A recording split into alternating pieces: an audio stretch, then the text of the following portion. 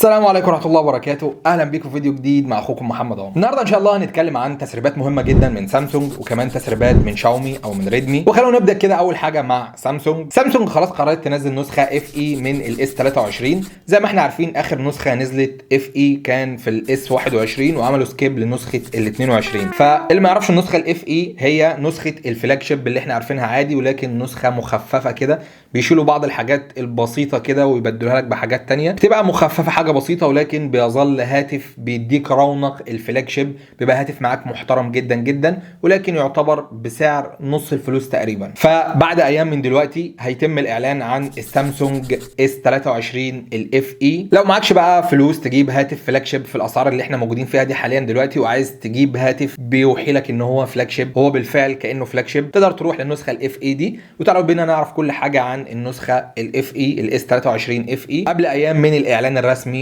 عنها. مبدئيا كده تصميم الهاتف زي ما احنا شايفين من التسريبات والصور اللي نازله للهاتف، تصميمه بالظبط زي الجالاكسي اي 54 5G مع فريم مسطح من المعدن. والهاتف هنا بيجي برصه الثلاث كاميرات وجنب منهم الفلاش، اسفل منتصف الهاتف اللوجو بتاع سامسونج، التصميم التقليدي اللي احنا عارفينه من سامسونج. ومن المتوقع ان الهاتف هيجي بوزن 210 جرام، هاتف هيكون تقيل نوعا ما مع سمك 8.2 مللي. الهاتف هيجي بشاشه من نوع دايناميك اموليد بحجم 6.4 بوصه وبدقه فول اتش دي بلس وريفريش ريت 120 هرتز. فانت الشاشه اللي هنا طبعا شاشه اكتر من رائعه، الوان سامسونج، شاشه دايناميك اموليد، ريفريش ريت عالي، الوان ممتازه جدا. ومن المتوقع ان الهاتف هيجي بنسختين، نسخه فيها معالج سامسونج وهو الاكسينوس 2200 او معالج من كوالكوم هو السناب دراجون 8 جين 1. على حسب المنطقه اللي انت فيها هينزل لك هاتف بالمعالج. زي ما احنا عارفين معظم الاوقات بيجي في اوروبا المعالج السناب دراجون، وبيجي في الشرق الاوسط معالج الاكسينوس، بس طبعا اكيد لسه مش عارفين ايه اللي هيحصل، بس هي دي التسريبات الموجوده. الهاتف هيجي بنسخه 128 جيجا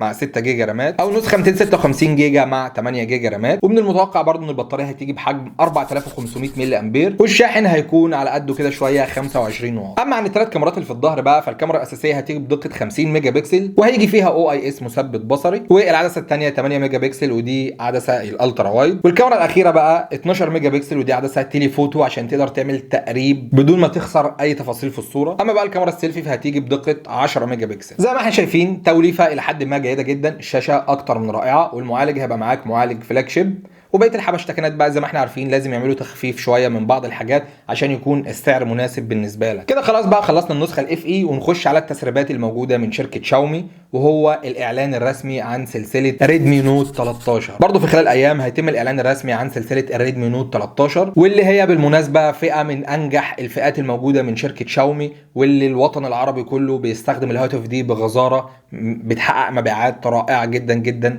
فناس كتير جدا بتبقى مستنيه كل سنه الابديت بتاع النسخ اللي هتنزل من السلسله دي. زي ما احنا عارفين سلسله الهواتف دي هيجي منها 3 هواتف، ريدمي نوت 13 العادي، وريدمي نوت 13 برو، وريدمي نوت 13 برو بلس. الاعلان الرسمي عن السلسله دي في الصين هيكون يوم 21. مش عارف بقى هنلحق ننزل الفيديو قبل اليوم ده ولا لا ان شاء الله، ولكن النسخه العالميه منه بقى هيتم الاعلان عنها بعدين، مش ده الاطلاق الرسمي بتاع الصين فقط. والنسخه العالميه ممكن يتغير فيها بعض المواصفات، يتغير فيها بعض الحاجات، هنعرف ده بعدين لما يتم اطلاق النسخه العالميه بتاعته ان شاء الله. من التسريبات الموجوده ان النسخه البلس هيجي منها نسخه بجلد فاخر جدا، هتبقى حاجه كانها فلاج شيب كده، تصميم محترم جدا جدا وحاجه شياكه، مع كاميرا رئيسيه 200 ميجا بكسل.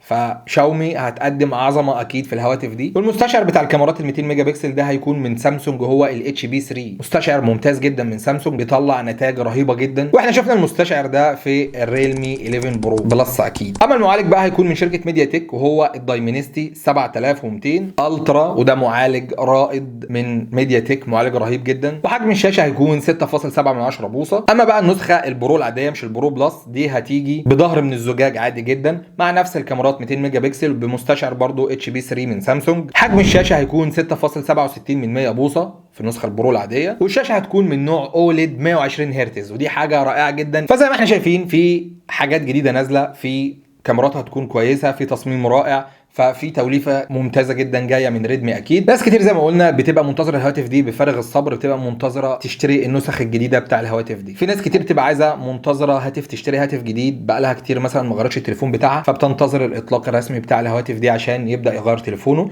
بتبقى معروفه ان هي سعرها هادي معاك، وفي نفس الوقت بتكون امكانيات ممتازه جدا. وبس كده، دي كل حاجه الفيديو النهارده. لو عجبك الفيديو بقى ما تنساش تعمل لايك للفيديو، تعمل سبسكرايب للقناه، وتفعل زر الاشعارات عشان ما يفوتكش اي فيديوهات جديده على القناه ان شاء الله. سبحانك اللهم وبحمدك، اشهد ان لا اله الا انت، استغفرك واتوب اليك.